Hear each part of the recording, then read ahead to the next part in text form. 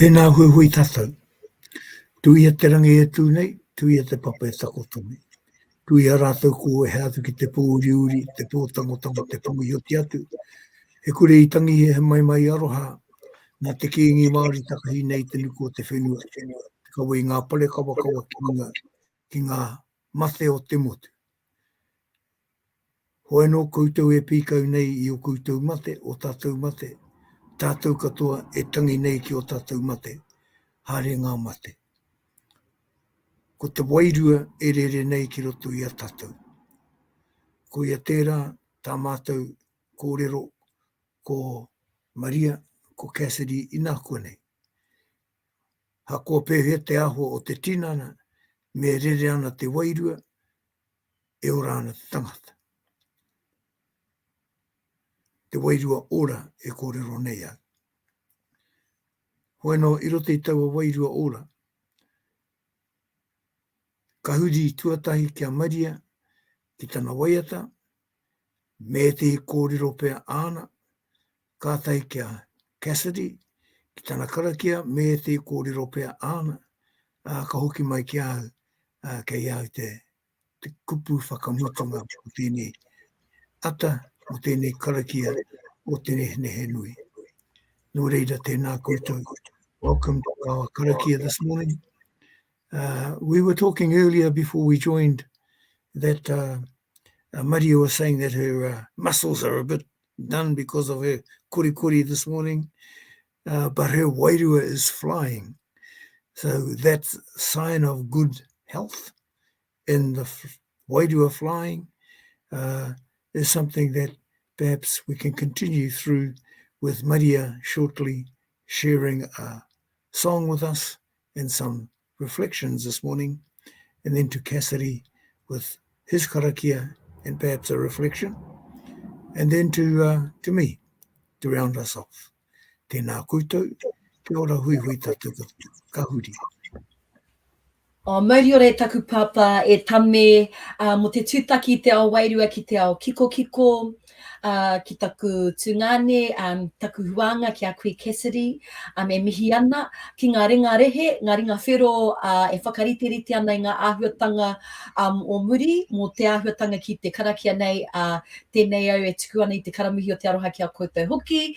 Huri noa ki a tātou katoa ngā kanohi ora kua whakakao mai ki te tuku i ngā whakamoemuti, ngā karakia, kia pai ai tā tātou koke whakamua i roto i ngā mahi o te rā. Tēnei au e tuohu ana mauri ora ki a tātou katoa, ko tā tātou waiata mo te rangi nei, ko taua himene rongonui ngā whakamoemuti. Ngā whakamoemuti, whakawhetai, e hue, mō ngā manakitanga, ki te iwi, e tau nei, ko koe te piringa, ka puta ki te oranga, e te ariki, pai marire, e te ariki, pai marire. He paku whakaro ngāku hei tukuna ki mua i a tātou i te rangi nei. He momo karakia tēnei kei ngā reo e rua. E pāna ki te tuku. Tukuna te mataku, let go of fear. Whakatōngia te maia, replace it with courage. Tukuna te rangirua, let go of confusion. Whakatōngia te māramatanga, replace it with understanding. Tukuna te hara, let go of sin. Whakatōngia te rama, replace it with light. Tukuna te ngoikore, let go of weakness. Whakatōngia te manoa u, replace it with steadfastness. Tukuna te mānukanuka, let go of worry. Whakatōngia te whakapono, replace it with belief. Tukuna te riri, let go of anger, replace it with aroha, whakatōngia te aroha, ko te mea nui, mea ro ki te ha, mea roha, tēnā tātou.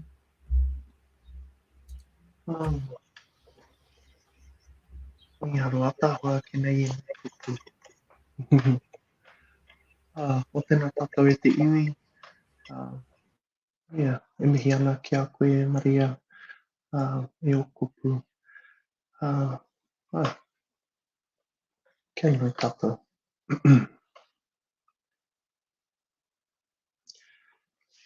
He unuhanga ānuku, he unuhanga ārangi. He māreretanga, he māunutanga. Ko te pou kātū, he pou aha te pou. He pou wehe te pou. Kua wehe atu te pou ki tū o pai kia heua mai te ao mārama. Kia mārama i runga, kia mārama i raro, kia mārama i roto, kia mārama i waho, kia mārama ki tua. Kia tau iho mai te māramatanga ki runga ki tēnei whakaminenga. Tawana mai te māramatanga ki runga ki te iwi nui tonu o mani o poto. Kia ti aho mai i roto. Te itoko te ao mārama, whano whanake, tū mai te toki haumie, hui e, tāi ki e. E papa e rangi. Kia turuki mai te maru atua nui. He ai o nuku, he ai o rangi, he ai o matua. Kia māhea te ara, kia pūrangi aho te titiro. Kia kotahi te ngākau, kia toi te kupu, toi te mana, toi te aroha e. I tū whakaoti nuku, i tū whakaoti rangi. Tū turu o whiti whakamaua kia tīna haumie, hui e, tā ki e. Tā ki. Kia ora, Cassidy, ai, kia pūrangi aho, te mārama o te titiro. Tēnā koe, Maria, ai, tukuna e rā āhuatanga e noho pāpauri no te tangata. Kia tū māia, kia tū manawa nui, kia tū kaha, tātou katoa i roto i tēnei rā. He oti rā mo te wiki, tēnā rā wātu ko rua. Thank you very much, Maria and Cassidy, for that let go of confusion, take hold and allow understanding and enlightenment to flourish. And perhaps in this karakia, that might be something that we'll be able to share with everybody who is listening in and joining into this karakia of the Nehenehenui RMC. I just have one little thing to share with people this morning, and that's this, that I'm not sure that how well you can see that. Te mata tai ora app. It's an app about well-being. Tiria is a good time to self-reflect and enjoy the elements in the taiao. So today is Tiria in the Maniapoto Maramataka. And this Maramataka has been produced by the Maniapoto Māori Trust Board and called Mata Tai Ora, and you can download it on the App Store. And in it you get that explanation of the Maniapoto Maramataka. Actually, we found about a half a dozen different Maramataka for Maniapoto. And so we've played somewhat with them and come up with this Maramataka that we put onto the App Store. And that today is Tiria, the 2nd of February. And as you heard, it's a day of somewhat low energy. And that's probably why, Maria, your body hasn't been so strong this morning in your koritinana. So it's a good day for yoga, taking a walk, for just chilling out, really. Even though it's not a holiday, perhaps in your day, you might just not do anything too strenuous, not do anything too wildly creative, but just allow the moon and the mood to be mellow. And that's the advice from our Maniapoto Maramataka. So not a good day for planting, not a good day for fishing, not a good day for hunting, but maybe just a good day to weed and just help look after the garden of your gardener. E oku rangatira, kei tēnei wikene, ko te rā o Waitangi. We've just completed a Auckland anniversary holiday, Monday. We have another holiday on Monday for Waitangi Day.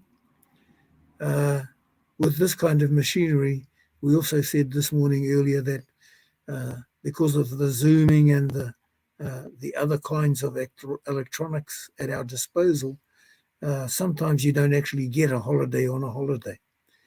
But please take time to be with the family. Take time also to reflect on what Waitangi Day is and how the promise that our tūpuna felt in partnering with the Pākehā. We haven't been very good partners to each other over this last 160 odd years. But that doesn't mean that the kaupapa of the day should not be lost. Should be lost. It should not disappear because the kaupapa is so good. So in that kaupapa of well-being, with the holiday coming up and with matatai ora, me pēnei te karakia hei whakakapi tā tātou wata, tēnei karakia i tēnei ata, kia tau kia tātou katoa. Te ata whai o tō tātou weriki ai hukuraiti, te aroha o te atu, te whakawhitinga tahitanga ki te wairua tapu, ake. Amen. Kia ora katoa. Kia ora. Kia pai te rā.